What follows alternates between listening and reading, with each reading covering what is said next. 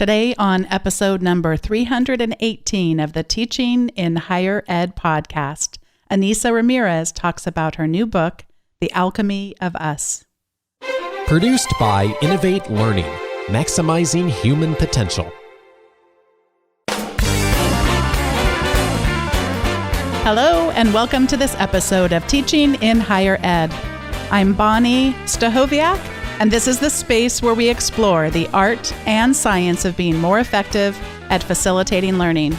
We also share ways to improve our productivity approaches so we can have more peace in our lives and be even more present for our students.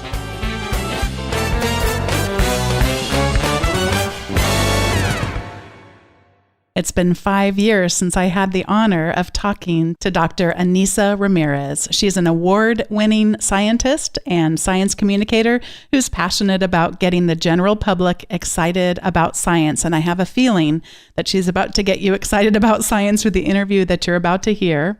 As a graduate of Brown University, she earned her doctorate in materials science and engineering from Stanford. Dr. Ramirez started her career as a scientist at Bell Laboratories in Murray Hill, New Jersey, and later worked as an associate professor of mechanical engineering at Yale. She authored the books The Alchemy of Us and Save Our Science, and co-authored Newton's Football. She's written for Forbes, Time, The Atlantic, Scientific American, American Scientist, and Science, and has explained science headlines on CBS, CNN, NPR, ESPN, and PBS. Ainissa, welcome back to Teaching in Higher Ed. Oh, thank you so much. I love hearing about your childhood, and you have such vivid memories of it. And of course, I have kids that are 6 and 8, and some of the stories you tell about your childhood are from when you were around those ages. I want to know, what are some of the questions that you remember having about the world when you were a child? I really wanted to know how things work in my home. So any appliance was under my investigation. And I'm really glad that my parents knew that I wasn't being malicious when I was taking stuff apart, that I just really didn't know. I wanted to know what was inside, how did it work? So I was one of those kids who took things apart. I wasn't allowed to touch the toaster, but any other little thing that, if there were a couple of screws and I can take it apart, I was certainly allowed to do so. And I just enjoyed that. And one of my favorite memories is when my father would come home. I was so excited to see him, but I was actually more excited because what he was carrying was a briefcase full of tools. He worked at IBM and repaired computers, and so I was happy to see that briefcase a little bit more than I was happy to see him because I wanted to get busy taking stuff apart with them. There's always those funny videos of kids where they put something in front of them like a rotary phone and they don't understand what it is and all of that. Do you have any thoughts around the simplicity of how things are designed today, but also how some of that's hidden away versus when you were younger and you actually could take things apart and see more of the mechanisms that made them work? Do you think that contributes at all to kids maybe not being as curious? And they're so full of curiosity anyway, but what do you think about in terms of design? Well, I was fortunate. I was in that age where things were still almost understandable to the general public. Today, we're making things that are beyond our understanding. And so I do think it would be neat to have a class where you just get old parts, go to eBay, order some old parts that are broken. People spread them all out, put a paper towel on the table to protect it, and then start taking stuff apart and start figuring out, what does this part do? And if you can't figure it out, go on Wikipedia. What does this do? I don't know. It seems like it's linked to this. This is such a wonderful way to learn about the world. And mechanical engineering, which is not my field, but it's so beautiful and so clever, and it's a wonderful framework to understand how the world works. I have a confession to make to you, and I feel like I can do this now. We're friends.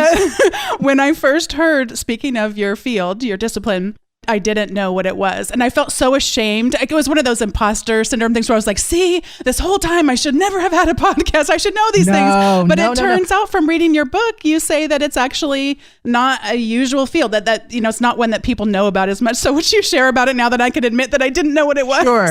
Well, we're definitely friends. And look, I compare my field of material science to my home state of New Jersey. New Jersey and material science have been overshadowed by their neighbors. For New Jersey, that's Philadelphia and New York. And for material science, it's chemistry and physics. Material science sits where those two overlap. It's interested in how atoms bond. So that's the chemistry part. And then it translates that information into how a material will behave in different situations. And so that's the physics part. So you're not alone in not understanding this field. My mom doesn't know what this field is. In fact, what she just says is I'm a writer. It makes it easier. But yeah, it's a little known field, but I spent time talking about it in my book, The Alchemy of Us, so that people can understand the impact of this little known field to their everyday lives. In your book, you also talk about a time in your education that you remember where that same curiosity that was so prevalent in your childhood started to fade a bit. Would you talk about that experience in school, what you remember about learning not being as fun as generating of curiosity? Sure. Well, I was one of those kids that loved science from a very early age. And what got me turned on to science was actually television. I had a lot of favorite shows back then, such as Bionic Woman, $6 Million Man, and Star Trek, of course, with Spock, only that one. I didn't like the other ones. But the show that really turned me on was a show called 3-2-1 Contact. And in it was a little African-American girl solving problems.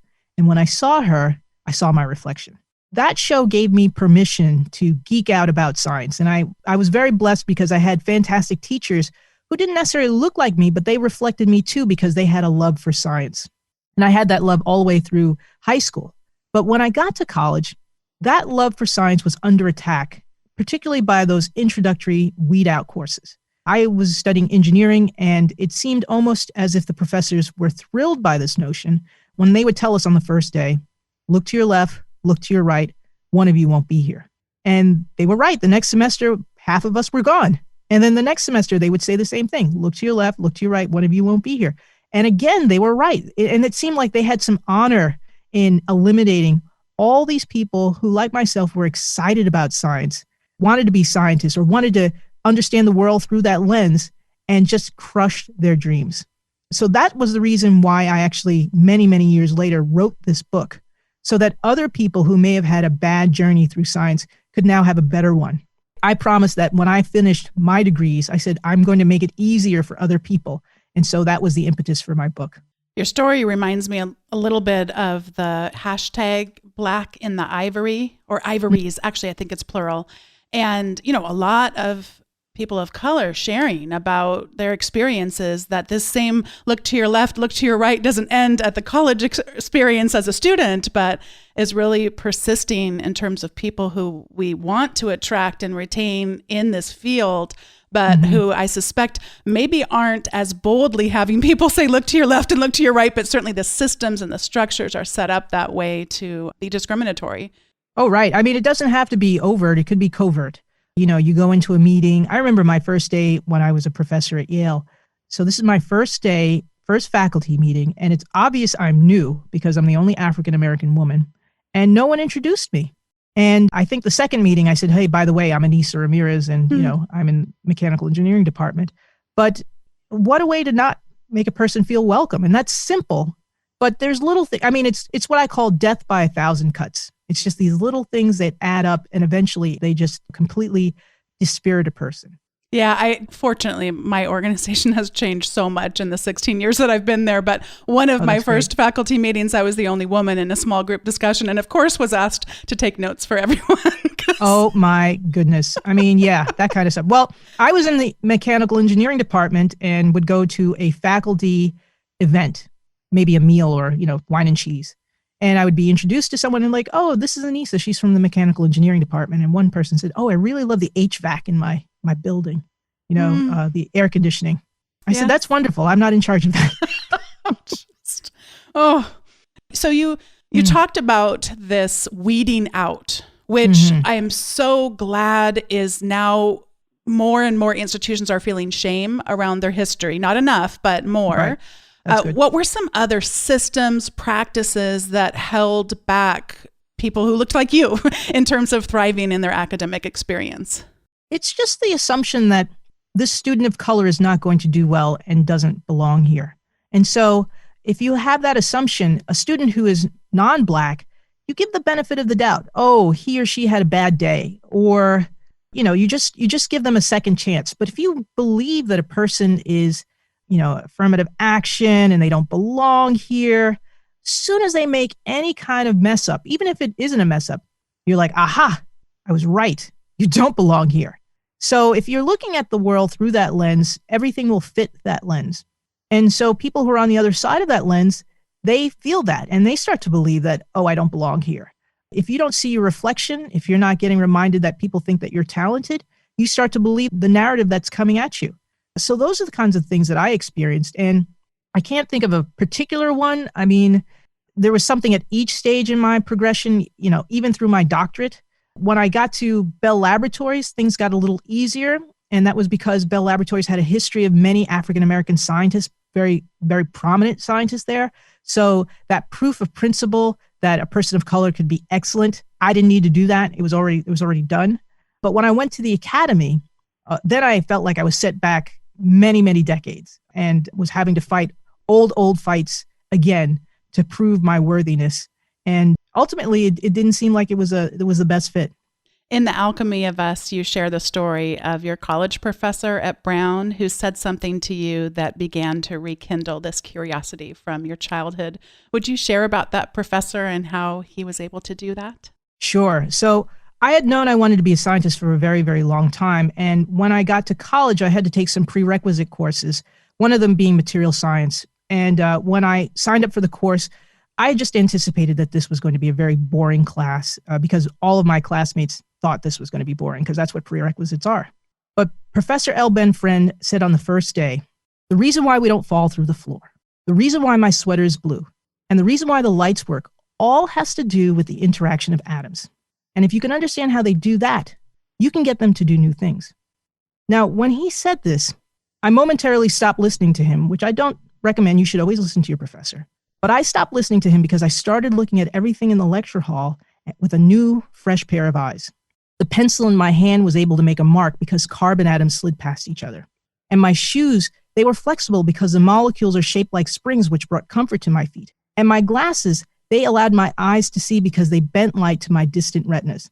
This guy was telling me something that made the whole world make sense to me. And it was that moment that I decided that material science was the way that I wanted to understand the world. And that's what put me on the path to becoming a material scientist. This story is so moving for me to hear you say out loud, because of course I read your words, but just to think about as teachers that we have that capacity. And in my experience, it's not it's not like I've thought these things out very much in advance. It's always in the unexpected where I'm able to say something that a student will tell me years later on that they're thinking about. And I'm going, I don't even remember saying that, just that's such a profound honor that people let us into their world like that. And it's just, anyway, I just wanted to thank you for sharing about that and just how he was able to put a whole new lens on. He just changed my life. I've reached out to him and I told him to pick up a copy of the book. I said, look on page so-and-so because you're mentioned. And professors, teachers too, they have a profound impact on people's lives. This vocation is one of the most important vocations out there. And when I was at Yale, I had a bunch of students on graduation day who wanted to take a picture with me, and I didn't know them. And they said, you know what? Just knowing you were around made life better. That's the impact of a professor or a teacher. So as much as work is hard and you don't feel valued, we have to remember that that's what we're about doing. We're about touching the future by encouraging children to be more than what's in front of them. And I can't think of anything more important than that. I did not expect that Madonna was going to show up in your book. What does Madonna have to do with your interest in science? Well, who didn't have a Madonna album from my generation? But Madonna had this great song where she was called the Material Girl. And well, I'm a material scientist. I'm a material girl. In fact, a lot of it's material scientists were also a little corny. So we would have meetings and we would play that song, Material Girl by Madonna. But the reason why I talk about her is first, I'm trying to show that the book is approachable. Here is this, I'm not a stuffy person. I want to share with you that I can relate to culture, even though this is old culture. But Material Girl says we're living in a material world and I'm a material girl. And what I try and show in The Alchemy of Us is that we do live in a material world, but we're also in a dance with these materials.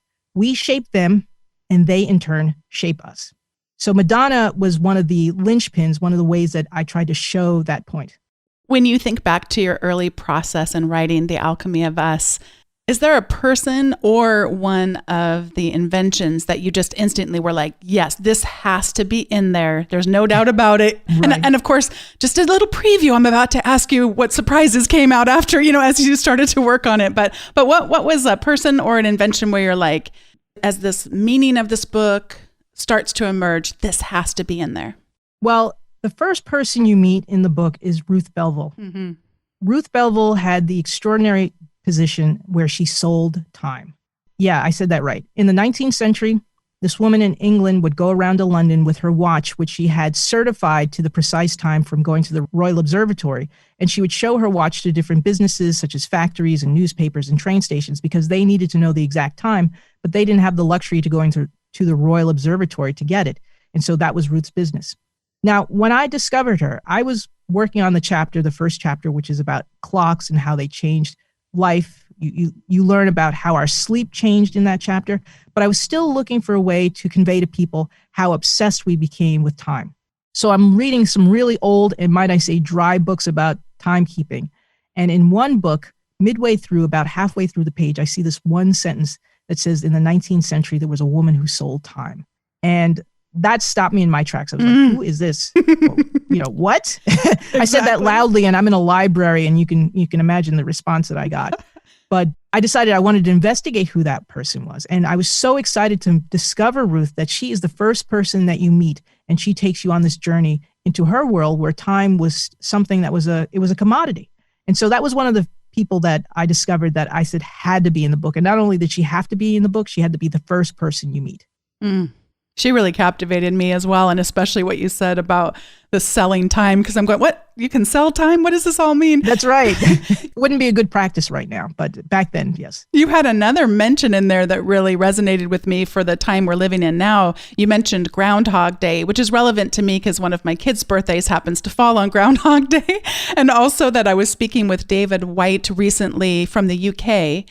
And he didn't realize that Groundhog Day actually exists in the United States. Like, he thought it was just made up for the movie Groundhog Day. I was like, no, this is actually something that we do here. Yeah. Well, they have holidays that we don't get, bankers' holidays and things like that. So I was curious, though, your thoughts on time in a pandemic, because I'm finding Groundhog Day, but I'm also finding time seeming both fast and slow. And I just don't understand any of it. My relation to time is very confusing to me now.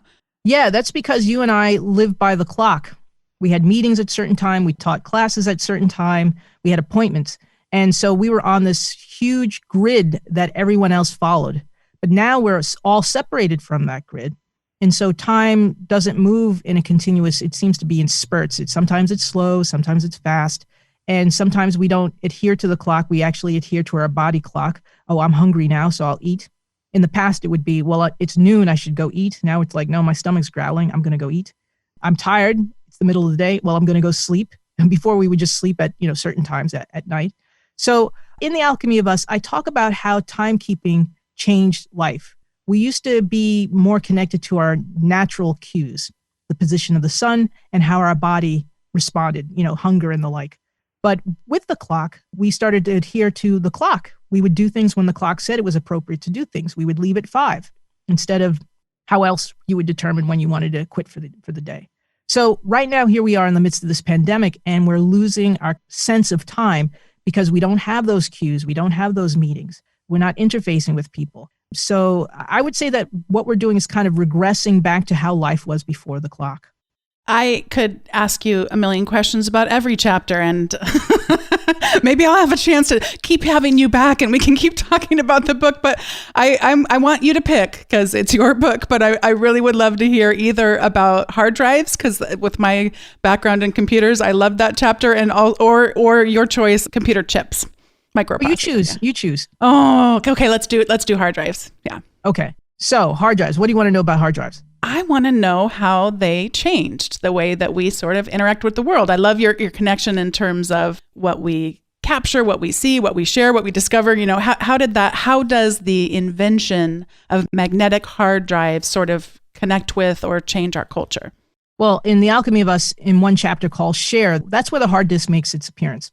And I understand that hard disks aren't sexy, but they changed the world because information was changed. Its shape was changed. It used to be very onerous because information was stored on punch cards. And there were so many punch cards that they were taller than the Washington Monument. And at one point, IBM, International Business Machines, they made 16 billion punch cards a year. And this is before the age of sustainability. They were just like, look, this is just too much. How do we reduce all that data? And so the idea for the hard disk came from that as a way to have a smaller footprint, if you will, for information. Information became smaller and we can store more in a smaller amount of space. And as a result, it was easier for us to collect more data because we didn't have to worry about those mountain high piles of punch cards. And so what I say in The Alchemy of Us is that as data changed its shape and it became easier and smaller, more data could be collected. And as a result, we could store things like our favorite things like music and pictures.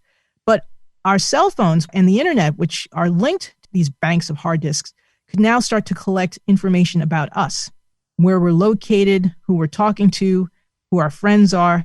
And so I named that chapter Share to talk about how the ability to reduce information to a small size allowed us to share things like music. But now we're being shared. That is, our information is being shared because our data is so easy to gather and it's so easy to collect. One of the things I treasure about your book is just how much you have avoided the people that would normally be left out of a book like this. And we spoke earlier about how many people get left out of the educational process. And as I think about us as researchers, as teachers, I know that there's still this real possibility that you mentioned, you didn't use the word implicit bias, but I know that's what we were talking about. Right. But how can we as researchers, as authors of journal articles, of books, as teachers, what is your advice to us to not have people be left out like the ones you talk about in your book? That's a very good question.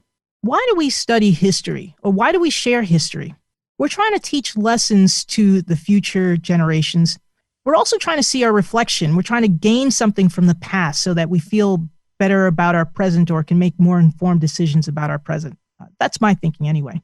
And if we have individuals in the past that we focus on as a way to teach lessons about how to live in the present and in the future, and if they don't resemble the people who we're speaking to, they're not going to feel like the present is theirs or the future because the past wasn't theirs either.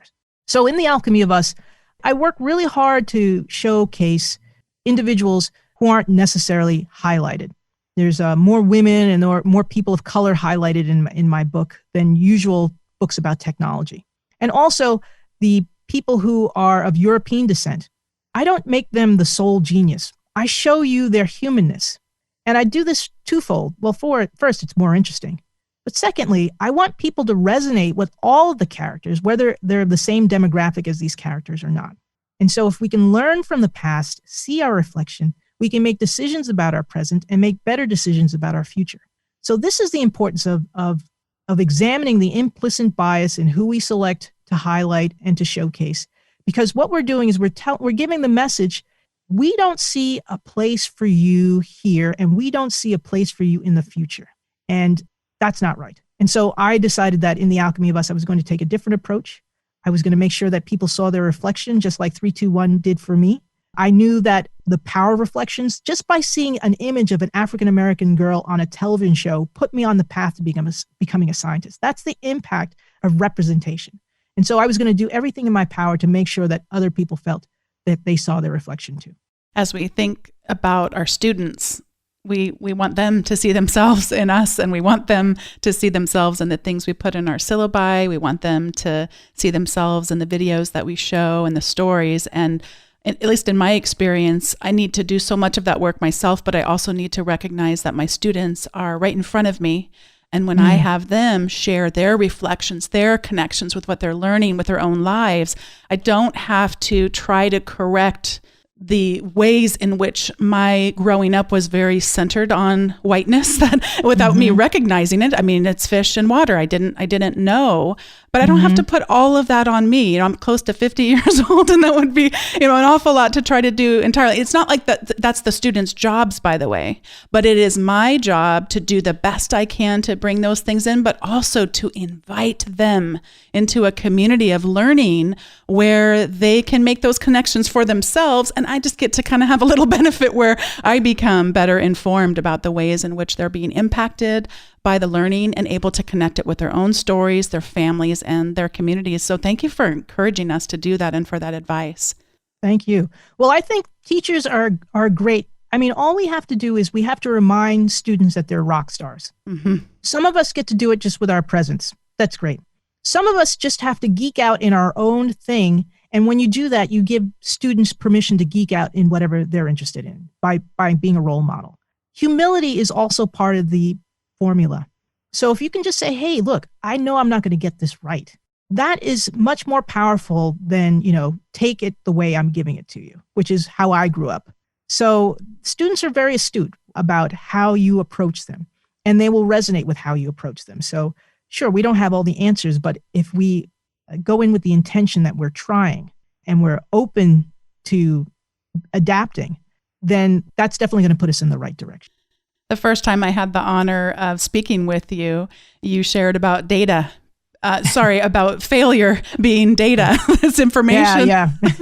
And my husband has quoted you saying that about 300 times or 3,000 times possibly. Sorry about that. No, it's so good. It's so good because teaching is not about the quest for perfection. And our students, when they see us fail, and we're willing to name that, can be such a powerful thing, but it can be something that so many of us become fearful of. And I think that academia at large really reinforces this, that you can't admit that you've failed, that you can't share about it openly. Although what you said when we first met, that perhaps maybe that's not as much in the sciences. I don't know. It sort of feels like from a distance that it still permeates that area too.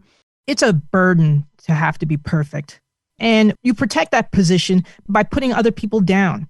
Does this sound familiar? I don't think that's a good process. And so I remember in my classes when I was teaching, I realized that I was a teacher. I was also a role model for how I wanted students to consider to look at the world. So when things failed, I would try and try again. And they were like, you know what? You were so chill about that I decided that when I fail, I'm just going to be chill and realize, oh, I'm learning something. I just took a different approach based on your model. Instead of saying, failure equals data, I saw you doing it. And I said, well, she really believes that because here she is operating with that kind of intention. So teaching is also being a role model, and it's heavy, but it's very important work. Ainissa, I'd love for you to circle us all the way back to the beginning of the Alchemy of Us and share about your glass blowing experience.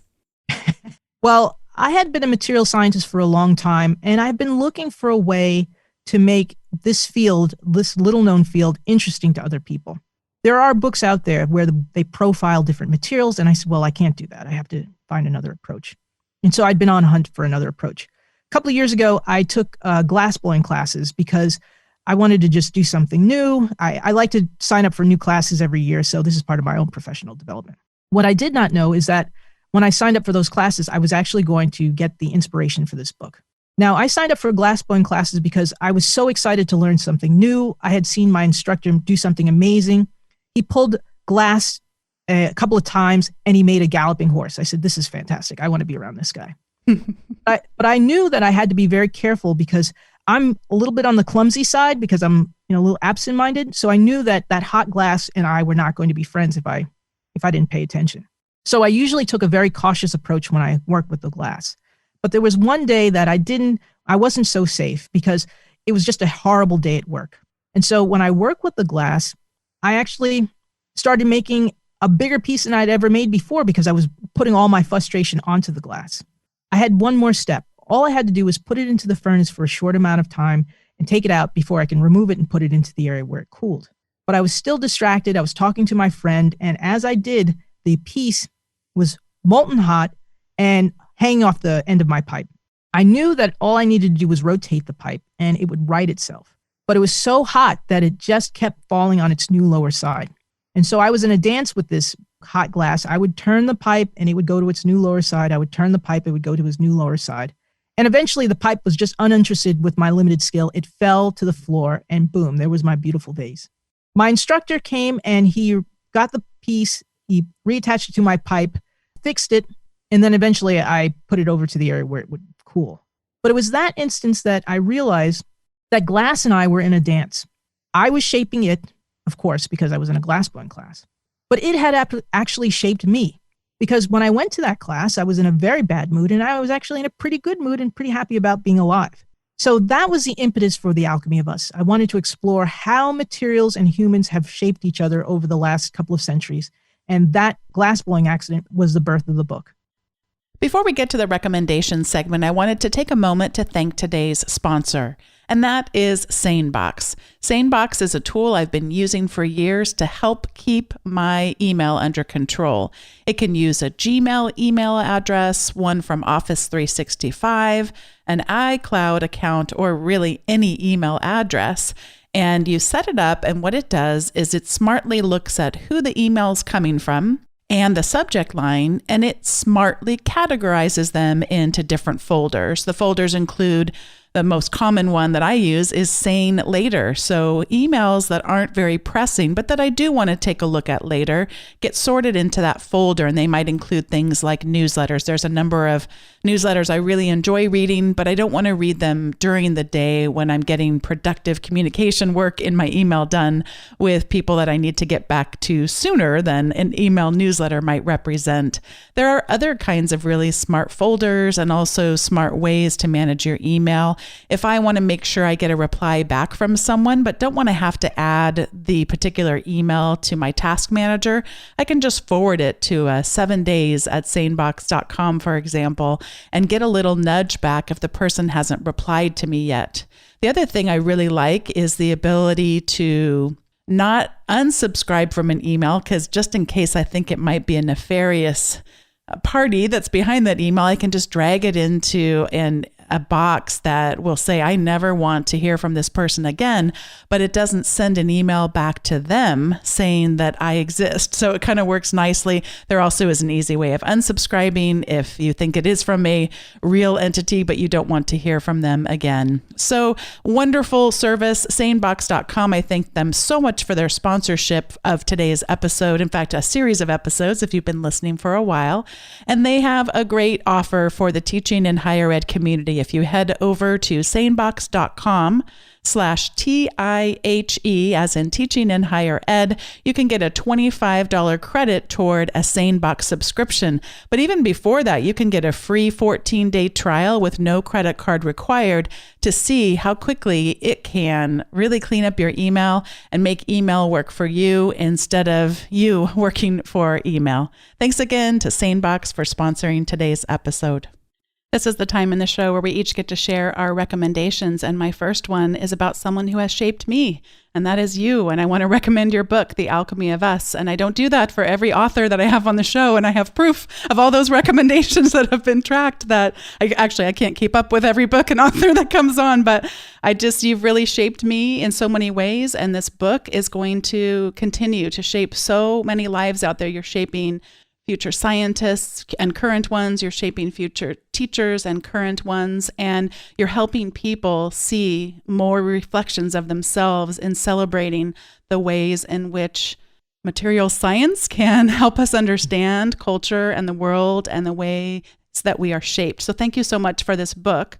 I also wanted to recommend an article that Chris Gilliard posted on Twitter called How Surveillance Always Has Reinforced Racism. Chris has been on the show a couple of times in the past, and of course I talk often about the ways in which technology reflects our values in good and bad ways. Sadly, mostly bad ways are the examples that we've talked about on the show in the past. And I just want to read the last line of it because I just thought it was so powerful. So she's asked about technology not being neutral, that technology is biased. And the interviewer says the fact that it needs to be said just shows you how comfortable people are with even the concept of neutral. And she responds, exactly. And that requires like an entire upending of a lot of white folks' ways of seeing that whiteness isn't neutral. Police aren't neutral. All of these things are framed by their histories. to let go of the idea of a technology and perhaps the technology being used in the exercise of white supremacy, of misogyny or transphobia or being trans agnostic is a lot for many people to see. And then this is the part I really struck me. It's an easy alibi, I think, to say that the technology made me do it. So this is just a great opportunity for us to reflect on if we ever feel like, and I certainly will admit to, technology is just technology. But I certainly have been able to read a lot of books like the one by Kathy O'Neill, Weapons of Math Destruction. I mean, there's a lot of what goes into programming those algorithms and building that technology. So it's a wonderful reflection for us. And thank you, Chris, for posting that and introducing me to it. And I'm going to pass it over now to you, Ainissa, for you to make your recommendations. Well, when this is over, I think we need to look at our myths, and we may have to shift a lot of them. Some of them serve us, and initially they served maybe a small population because they serve as a meme, a way to share a feeling very quickly. If I tell you that Ben Franklin and lightning, you know everything about that story. You know that's how we discovered lightning was electricity, and so that myth is very useful. But if we continue to use these myths, we're actually pushing people away from considering sciences. So we need to examine our myths and make sure that they're serving us in the way that betters all of us and not just a small population. Ainissa, thank you so much for coming back to Teaching in Higher Ed and educating us all about the Alchemy of Us and even more. It's just such a gift to get to talk to you again. Thank you. Thanks once again to Dr. Ainissa Ramirez for joining me on today's episode of Teaching in Higher Ed.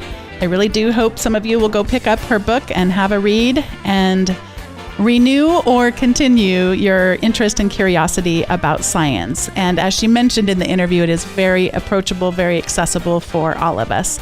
Thanks to you for listening and being a part of the Teaching in Higher Ed community. I'm so thankful for the people who are working in solidarity together to just continually to improve and grow our capacity to facilitate learning for our students. Thanks so much for listening, and I'll see you next time on Teaching in Higher Ed.